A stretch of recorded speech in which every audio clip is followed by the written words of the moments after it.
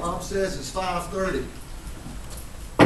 Close enough. Welcome everybody to our continuation meeting, June 7th at 5:30. I will call this meeting to order. We've got a few things on the agenda. A street closing request for Freedom Rocks concert. Bobby Campino. Stand up, please. Come on up and just give us the executive summary of what it is that you're wanting to do to us.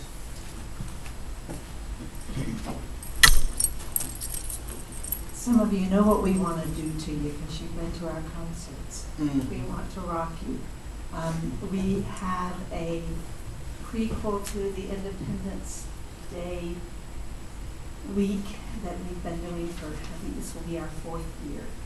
And we do it somewhat on the model of the pick-in. They'll start at 7. It's old, vintage, like 50s, 60s, Motown pop, patriotic music, and it's family, it's free, and if you can please close the street for us, we'll appreciate it. It's the Arts Council, and it's all local talent, and it's all volunteer. So when? Friday, June 29th. And from when to when? From 5:30ish. The concert starts at 7, but people come really, really early. It's amazing how early. Chairs are parked in the street till about 10. We'll be done well before 10. In which section of the street do you need to close? Iola Street, right around the gazebo from Main Street. It doesn't need to be closed all the way back to Church Street. In the past, Mr. Roper has barricaded it off just beyond the bank that was closed there. The picking, is this the picking scenario? Yes. I make a motion to approve it. I had a good time. Anybody want to discuss? All in favor, raise your hands. Okay, that passes. Thank you. So that means we get in free. Everybody gets Oh, it free. okay. We may have to charge you guys. All right. Thank you. I'm off to a basketball game. You folks here for something different? The water. Oh, okay. Next one for contract obligation to Bright Myers, John. Mr. Mayor, this is a step that we should have taken at the last board meeting to have the board formally approve a budget amendment to allocate $50,000 in fund balance. That's the earnest money to be put up front, put down with the Bright Myers contract. And that was the subject of the reimbursement resolution you did pass last meeting to pay that back as soon as we have the loan funds. So I would just, unless there are any questions, I would just ask the board to make that for a motion and passage of it to authorize Janet to allocate $50,000 out of the fund balance for earnest money on the Bright Myers contract. Does this directly relate to the terms of the lease that came across between the ABC board and the town? No, so this is still just the contract, the purchase end of things from Bright Myers. Have we gotten any response from Bright Myers from our office?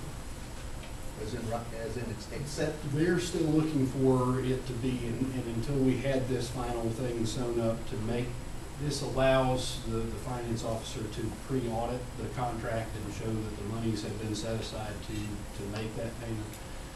It has not been formally put across, fully executed, and that's what they're waiting for. But again, the indication I have from them is, as it was Monday, that they are going to accept it. We still we're not paying anything out, we're just allocating the money, correct? It'll be paid out in loans and everything else. It'll be paid out and kept in, Escrow. and it's like escrow, Escrow. it's an escrow account until the closing of the loan. and then paid back to the town From the, from the proceeds of the loan, yes. Well, I'll make a motion to take $50,000 out of fund balance for this. No good, right? I second. discussion.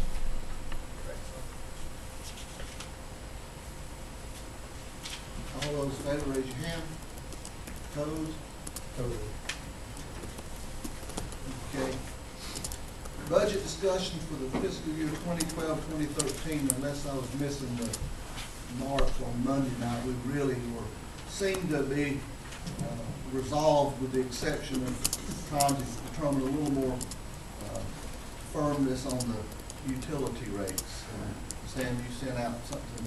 Yeah, the basis, I think, of the discussion the board had Monday night was on the in-town effects on the in-town three-quarter-inch basic service, the three-quarter-inch, And then 2,400. And then we talked about getting samples from the various across the board. Well, what we did was essentially, in your rate schedule that the town has, the in-town residential is the base.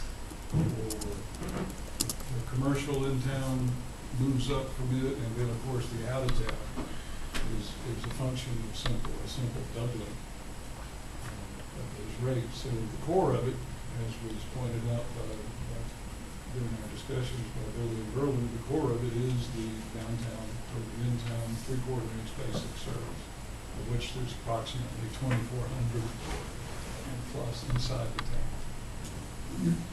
What has been, Janet, Sam, we've all been around long enough, our rates have been static for years. Other than just a little bit of adjustment, a couple of years ago, the rates still hasn't changed for several years. We went up on the tap fees and different things like that, but I can remember when we went up on It's been a number of years. That's me. He usually gets on us, okay? Yeah, I get over it.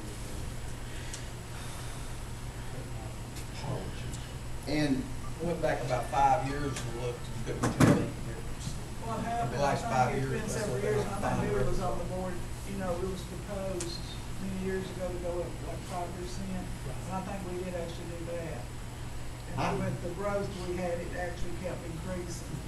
And then But it was, in the last few years, with no growth, it's just barely breaking even. about 12 years ago now, or 10, McGill was projecting that at that time we would need a new, which plant was it? One of the sewer, water, public sewer plant, in about 8 years, which would have been about 2 or 4 years ago now. And that if we were to increase for 7% every other year, they had the formula, but everything got skewed between the economy doing this and so obviously they weren't that accurate at predicting the future. But somewhere along the way, we lost any aggressiveness in adjusting the base rates. We became more aggressive on the availability fees and tap fees and those things, first timers. But we protected, for good or bad, the three-quarter in town. And with the projects that we have right now, you don't see any real, you don't find a better alternative to that. I mean, Where were the investments, of course, it's a national buzzword, but in this case it's true, the town invested in overhauling its sewer and water lines. And the return from just the sewer renovations, excluding what we still have to do, which are minor, has resulted in huge savings in terms of our capacity in the sewer plant. The irony of it is that those preventing the infiltration in our sewer system has extended the life of the sewer plant. And on top of the renovations that we just let the contract for, we'll add another 300,000 gallons by increasing the efficiency of the plant, to the point where for the foreseeable future, the town's needs for sewer are okay, at least for 10 years.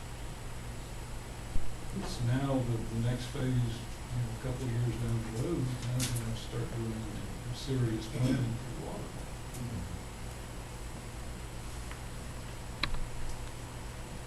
According to this fee and stuff I'm seeing here, it looks like you've decreased what you originally said you were gonna do, is that correct? So we have decreased somewhat. The committee met and reviewed the impacts, and I think that was the flavor of the major concern from Monday night, was the impact on the ratepayers from hitting the increase all at one time. And we went back and figured that by dropping the impact, essentially by tweaking the formulas, the per gallon formulas and the float and the basic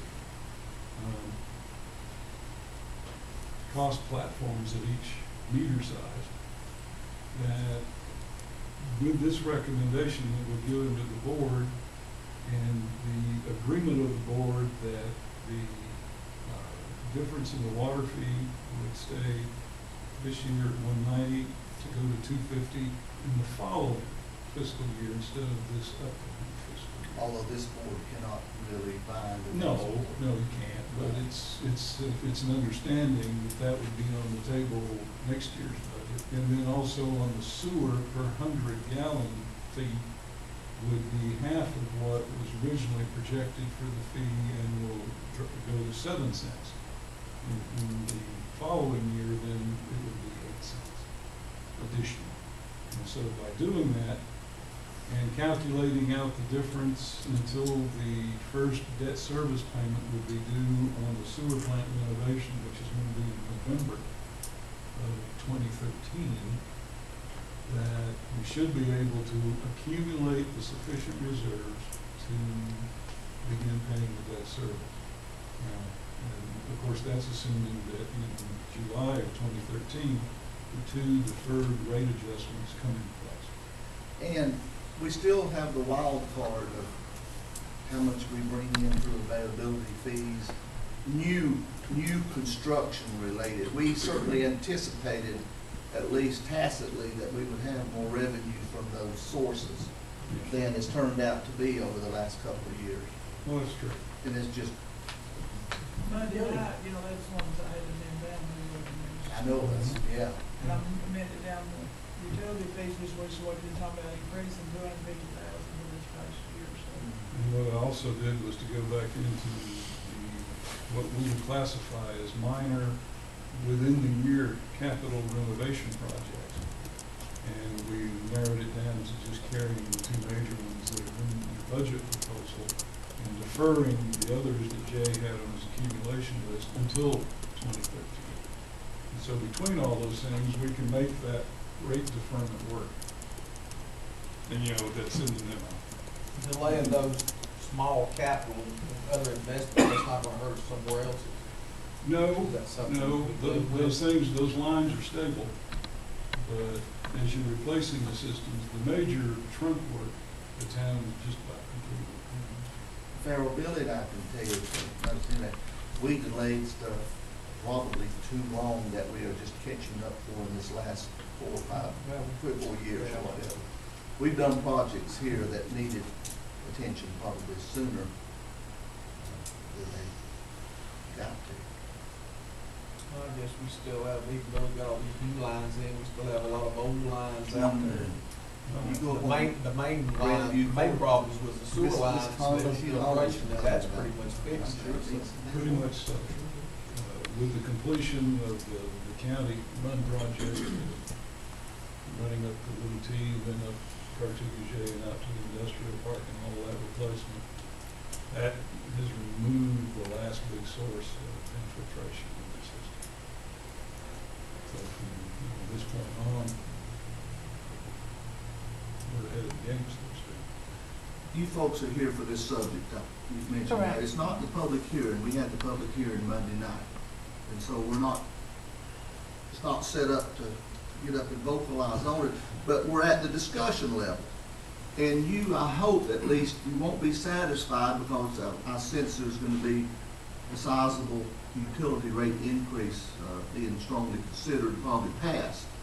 I hope you understand, though, that we're not taking it lightly. That it's just the combination of what it costs to provide these utilities versus what we have to pay for it. And then it's always a tough decision as to how you allocate it between commercial and residential, in town and out of town, but these are some of the hardest decisions the board makes. So, and I'm not even asking if you're an in-town three-quarter user, I don't even want to know, because that's not the important thing is, but the board doesn't take action like this lightly. We've actually conducted, if Evans was there, he'd still vote against it. That's absolutely true. We talked about that. Right. Yeah, Jerry would vote against it if you raised it a penny. That's true. Yeah, and if it was gushing out because we didn't have money to fix a leak outside, he'd still vote against it. Okay, where we at? Well, I don't see that we can reduce them any farther down than what we have. We've been over it and over it, and I don't, it's actually a very modest increase for the in-town residential customers with a three-quarter inch line. There's a motion coming somewhere, I will make a motion that we approve those rates and also the budget. Wait a minute, I thought we were going to discuss the budget. Well, we gotta have a motion and a second, and then we get to discussion. Oh, Make a second. Okay, now, now it's discussion. now discussion on the, not just the water, the budget in general.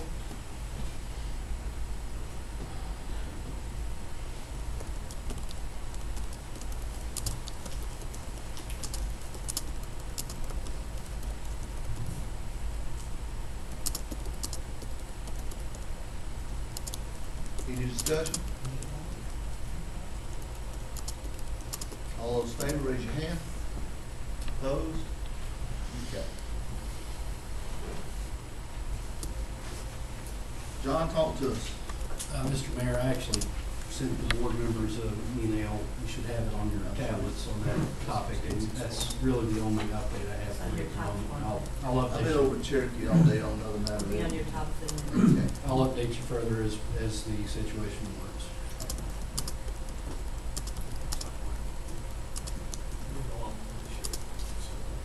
Okay, as we wrap up our June meeting, this continuation, anything, you got anything on anybody's mind we want to, Yes, sir. what you got, Bob?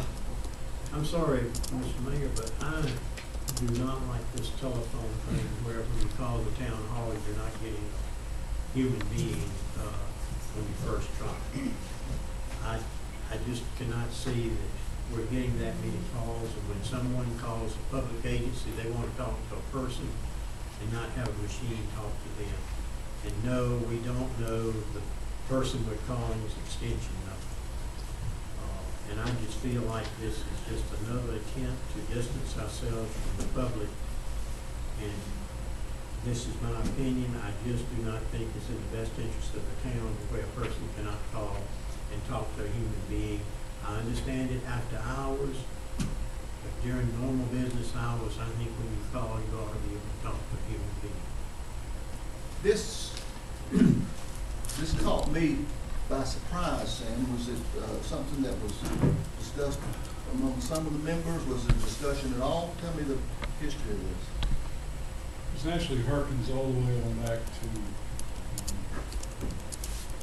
08 and 09 when we were having our budget overall retreat about progressively evaluating whenever anybody retired out of a position. There's a board that wanted me to not trip people, that I couldn't find enough work functions to break the positions up, but to, in most cases, wait to opportunities when somebody would retire, evaluate the position, and then decide whether to either, fill that position or break it up and distribute duties outside of that. In the budget proposal for this year, I called them that we're not going to fill vacancy that's going to occur That's right. next week. As a matter of fact, next Friday is that individual's last day at their retirement party. And as part of not filling that position, and we looked ahead when we put the phone system in for this building, with being able to adapt it to changing conditions. That is a way of conserving funds, then we would either shift duties or shift functions to either other people or to figure out better ways of doing the system. In my mind, shifting the phone system to an automated answering system with direct dial-in for employees is a reasonable way to, for the greater part, to eliminate the greater part of the duties of that position. We expect to get work out of our various employees through the hours of they come to work. Would it be very possible Rose won't be there? There'll be plenty of times, though, we'll always have the girl or the person up front, the representative. And there won't always be times when they're working with somebody coming in off the street or otherwise being unable. Can we not use this as a resort, that a bleed over whenever there's nobody available to pick it up because they're helping a customer? Can we not try to get as much? They are in the structure, Joe, that when somebody declines to use the dialing system, that they can hit the operator and it'll transfer them to the very people at the front that you're talking about. Well, what's wrong with having them pick up the phone if in fact they have the time to do it? Well, see, that's the problem. You can't design a system that's based on variability. In other words, what if they're covered over? If your system is designed to go to them and they're covered over with people, then you're basically screwed. No. Yes. How So, often did that happen? quite frequently. So you're saying we can hit zero? People can just stop and hit zero and get a person Correct. at any Does time? it say that? It's in the school. What's It it says give? if, you know, to punch zero and they'll automatically go to the front counter person. This is no more than, I mean, we moved to it about 10 years ago, we college just put it in last year. Really, it's, County has. you know, it really saves a lot of time if people begin to know it. It takes a while for people to understand. But I like that you can hit zero at any time and get that person, get a live person. At least it's an out. I like the fact that a live person answers the phone whenever Yeah, possible. I agree too. If we're down a man, a woman, and if it turns out that a lot of the time it has to roll over to that, which I'm sure can be designed to do that, I would be more comfortable than that being the default position if it going straight to an answering machine. But are you talking about maybe after 5 to 6 rings, it automatically rolls I over? don't know, but I just don't want it to go to a default machine whenever we have somebody there who is very capable and is part of their duties. That one who would get to if you push zero, if that person is able to go ahead and pick it up to start with, I think they should. I just think Is it's, it only, when it goes to zero, is it only gonna be that one person who's able to pick it up? Well, let me ask you this, why can't we, when the next phone book comes out, the phone books still keep coming out, we can't list the individual departments in there and a main number for the town? yeah. We'll do that. And when you call that main number, you Well, talk to county- somebody. counties- That way you can call directly into the individual station. It And just has I'm to be okay with advertised. that, I'm okay with that, but I just do not, Sam, I'm sorry, I just do not like the idea of calling a public agency and getting an automated voicemail. Well, you're not alone in that, Bob. I know that, Yeah. I know that, and as busy as the hospital was, I called Angel about something today, I got a human being, but if I'd have got one of those animated phone things, I don't think I would have had the same impression about the hospital. I mean, we are here for one purpose, and that's to serve the public. We have no other reason of existence. Zero. Are you suggesting, Sam, you don't think it's possible that that would be the backup rather than the default position, that would still would be ringing and give our operator the opportunity to pick it up, and if it didn't get, But Joe, the problem with it is your system has to be to function either one way or the other. It can't function in a meld between the two, if that makes sense. Once the individual extensions get out, I mean, it's gonna be a learning period, but you're gonna reduce your normal incoming calls by a large percent. But it just takes time with people learning extensions. I took all the new extensions and changed my phone that's got all of them in there now. So the new ones that have come out so far, and I'm assuming there's others, other employees There's are some gonna, others yeah, that they're are gonna be on there assigned also. the numbers. But that makes it much simpler that I can call directly and get that instead of calling, waiting for it to ring and trying to get transferred. Well, this may be very minor, but you've got somebody that's just moved into Franklin, they want water and sewer, they know nothing about Franklin. The first impression they're gonna get is when they call the town hall, is that nobody's answering the phone. And this person's not gonna know any of these extensions to punch in or anything, and they're gonna come away with an impression it's a pretty cold outfit. Well, I thought 2 points of it was a little bit better. Number one, you had a pleasant voice Yeah. on the end to tell you that's better than not that one. you dial 1, 2, 3, or 4. It was a one-digit thing that routed you to the water department, to the police department, to and I tried that and got right through with one digit. Yeah. I'm afraid I'd use the wrong digit, bro. It's more user friendly than a lot of them that you call It into. is. And very few, this was one of the few governmental agencies that I've called in the last year or two that actually had got someone that actually spoke. One of the Most great everything's as reporting nowadays. One of the great economic problems facing this nation now that has created a great deal of unemployment is doing away with the switchboard operator.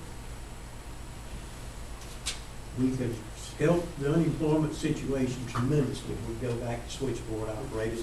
They were friendly, they knew where we were, and You go back to whenever they was pushing things for phones too, that's maybe. exactly right. What's wrong with it? So Bob, you're saying we need to hire somebody just to be able to answer phones? That's not what I said exactly.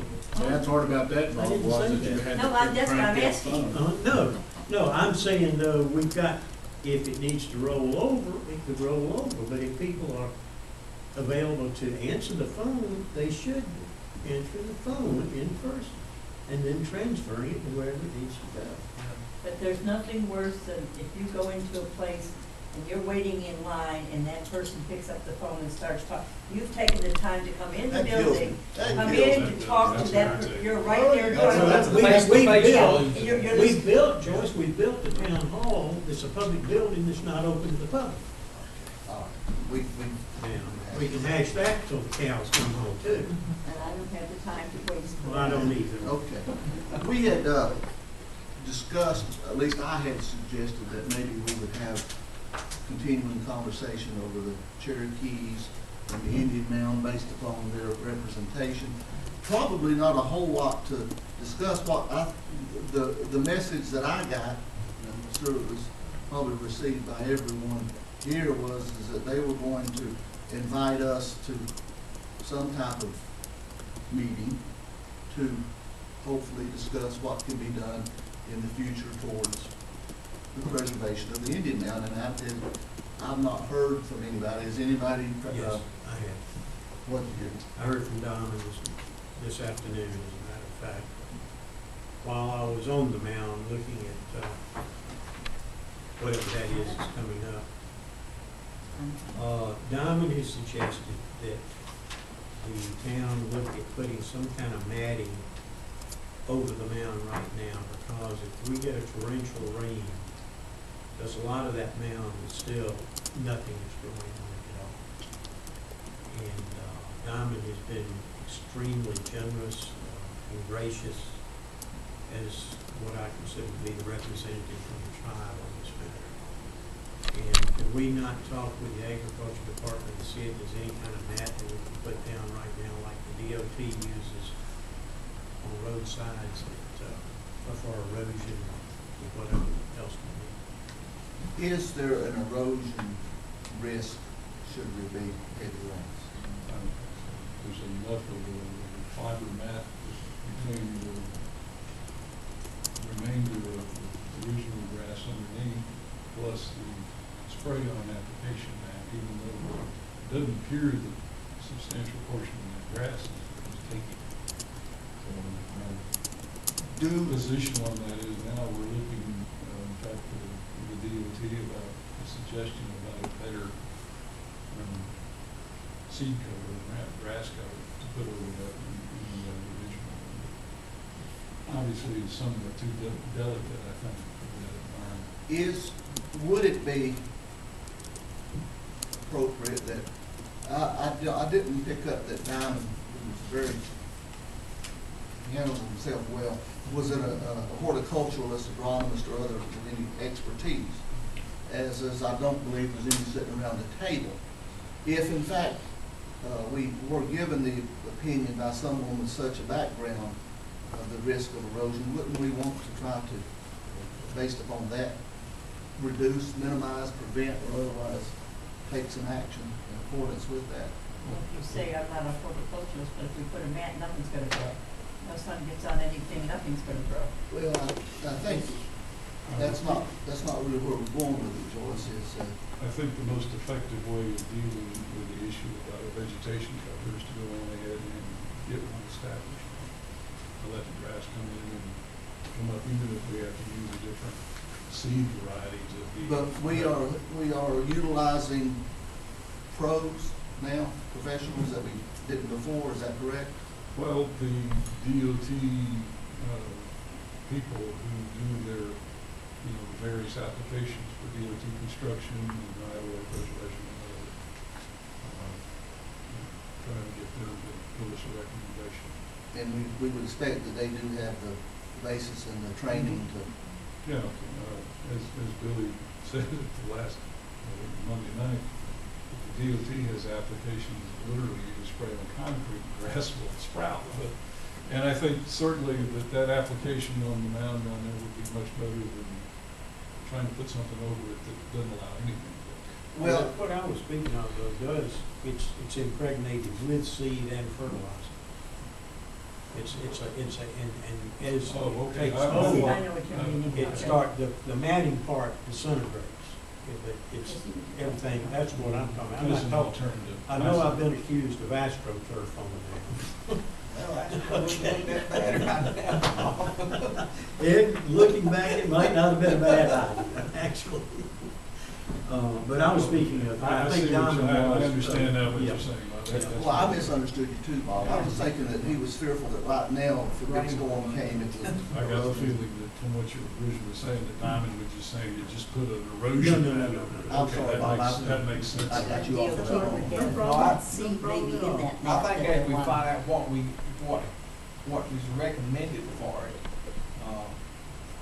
there needs to be a lot of additional prep work on that. I mean, we've got to get up what's there. And that's got to be rated pretty close down to it. And then whatever they decide with, the idea of the mat, that does give you your stabilization, plus it also gives you your germination. Well, Farrell, don't you believe that we need to utilize the resources that are available to get the best opinion, whether it be from the DOT folks or others who they may suggest or whatever bring in, and try our very, very best so that we fumbled this first opportunity to get it, for whatever We reason. need to get it back green. Yeah, right, and so we need to, and all eyes are upon us, as they say.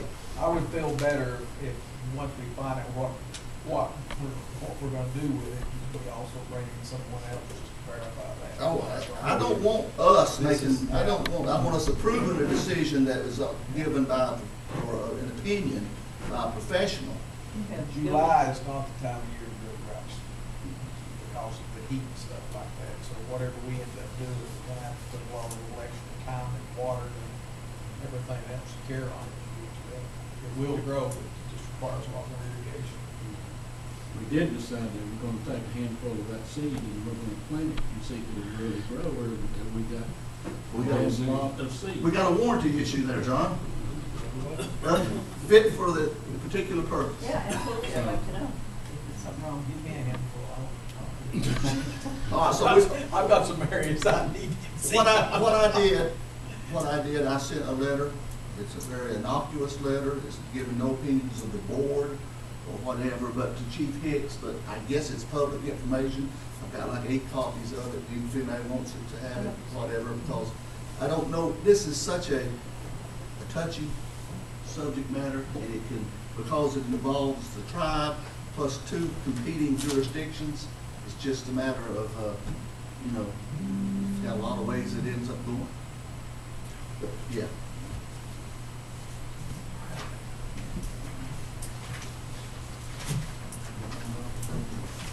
I Hello, want to say one for Aubrey, in case she wants. how are you? Is there any other business for the board? Motion with adjourn, We adjourn. second? All in favor? Did Joyce leave early? Yeah, it's phone call. She got a phone.